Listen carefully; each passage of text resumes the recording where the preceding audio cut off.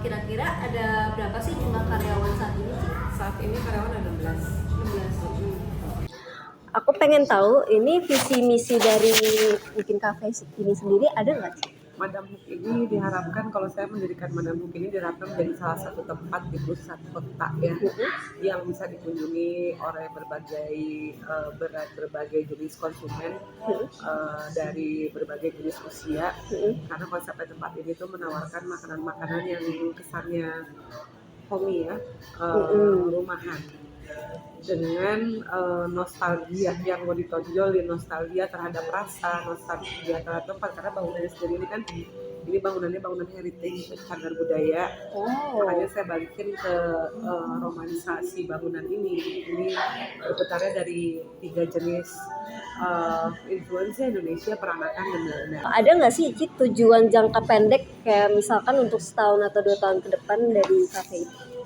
Untuk bisa bertahan, itu intinya ya. Tujuan jangka pendek itu untuk bisa bertahan, melewati dulu setahun, 2 tahun, 3 tahun di awal. Kenapa? Karena di Bandung itu kuliner itu sangat marak, dan terkenalnya saat ini adalah wisata kuliner. Iya, Jadi satu minggu itu bisa 7-8 tempat baru dibuka gitu. Dan itu belum tentu bisa bertahan semua.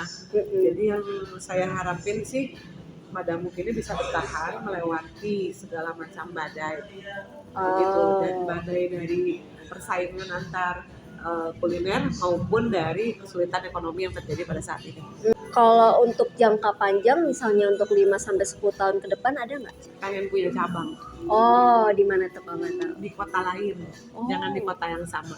Berarti di luar Bandung gitu. Di luar Bandung. Okay. Gimana sih cara perusahaan itu bisa menerapkan visi misinya gitu? Apa tujuan goal yang pengen dicapai? Saya kan di sini megang sendiri ya. Iya. Jadi owner langsung turun tangan untuk memanage gitu loh.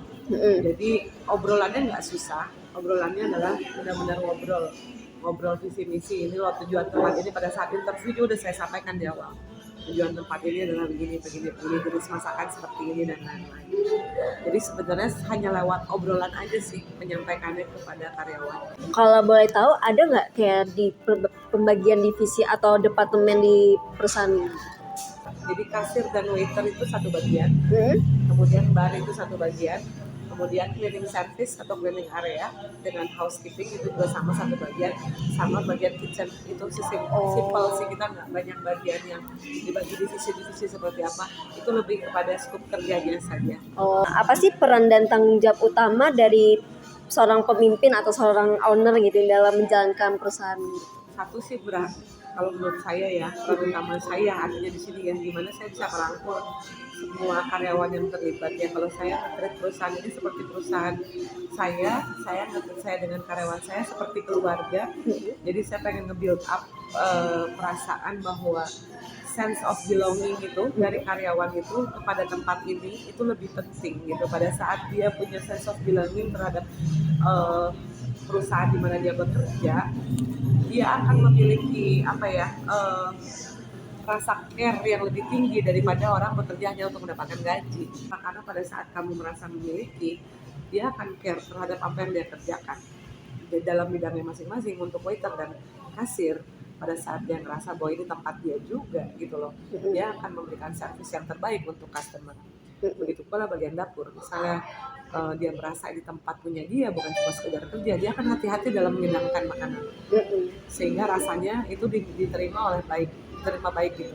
Jadi menurut saya tantangan saya yang terbesar adalah bagaimana saya bisa membuat semua karyawan yang terlibat di sini merasa punya perasaan memiliki terhadap perusahaan ini, bahwa kita membangun ini bersama-sama.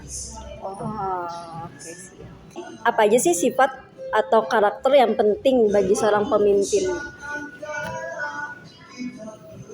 Yang pasti sih dia harus bijaksana ya dalam melihat segala perkara.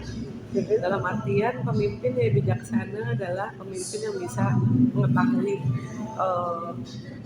apa yang terbaik untuk perusahaan. Seberapa penting sih peran integritas dan kepercayaan diri dalam kepemimpinan Cici sendiri? Integritas menurut saya sangat tinggi ya. Maksudnya saya menerapkan integritas kepada karyawan juga, bahwa kalian harus berintegritas tinggi. Kenapa? Karena maksud saya ini untuk kepentingan kalian juga dimanapun kalian bekerja dan lain-lain. Jadi saya sangat menghargai karyawan yang mempunyai integritas yang baik gitu ya, dan kepercayaan diri. Kalau saya dalam kondisi saya selalu menunjukkan ke karyawan saya ya, selalu saya menunjukkan sesuatu. Kalau saya selalu terpancar dari aura ya, segala sesuatu mestinya saya lihat orang akan melihat orang dari aura. Kalau saya bisa membawa hal yang positif dengan muka yang positif atau semangat atau joking-joking, saya rasa itu akan membawa semua untuk berada dalam satu perahu ya, dan bergerak ke arah yang sama. Berarti kalau misalkan ada karyawan yang bikin kesel, berarti Cici emang gak pernah marah-marah gitu?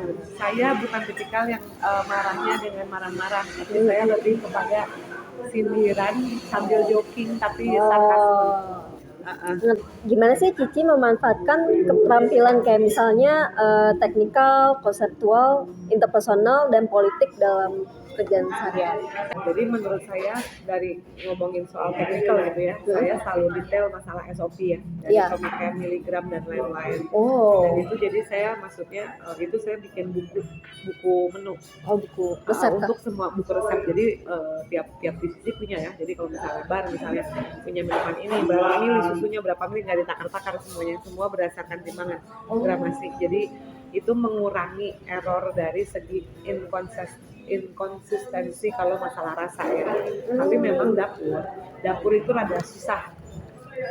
Walaupun dicoba diminimalkan dengan dengan takaran, tetap ada perbedaan rasa. Tapi sama saya masih ada ditolerir kalau memang perbedaannya tidak menonjol. Iya. Oke, itu aja sih. Bagaimana sih perilaku Cici sehari-hari dalam memimpin tim?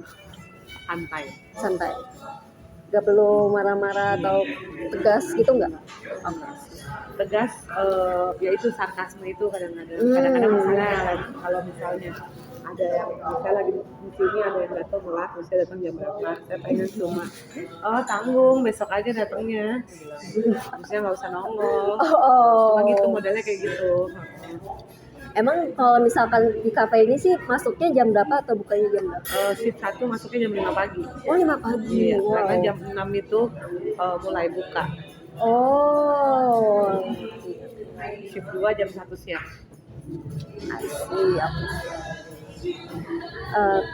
Terus gimana sih Cici sering memberi arahan langsung atau memberi kebebasan tim dalam mengambil keputusan?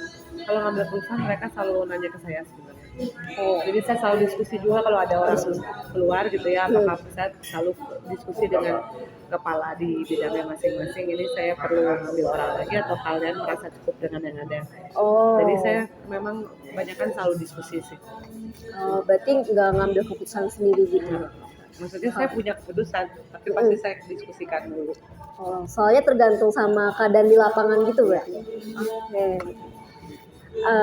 Cici bisa ceritain contoh saat Cici harus mengubah gaya kepemimpinan berdasarkan situasi? Atau mungkin selama ini saya belum. Selama ini ya, saya masih menjalankan hal yang sama.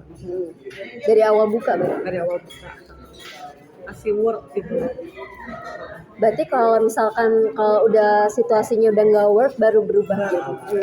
Kita harus bisa beradaptasi dengan kondisi ya. Saat ini saya masih menerapkan gaya kepemimpinan yang sama.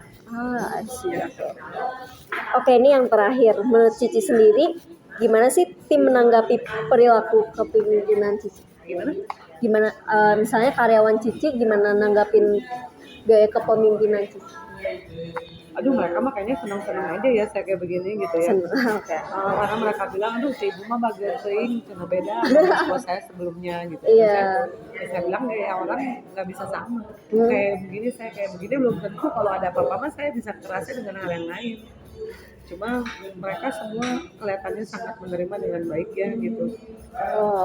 Berarti nggak ada keluhan sama sekali? Dari pegawai nggak ada keluhan. Jadi kalau mau coba di-interview satu persatu silakan pegawainya. Jadi saya nggak mungkin mereka takut sama saya nggak berani. Silakan kalau masalah itu. Itu aja sih pertanyaannya. Makasih banyak loh Ci. Udah selesai interviewnya. Makasih banyak yang udah nonton. Bye bye. Sekian interview kita kali ini. Makasih banyak udah nonton. Dadah.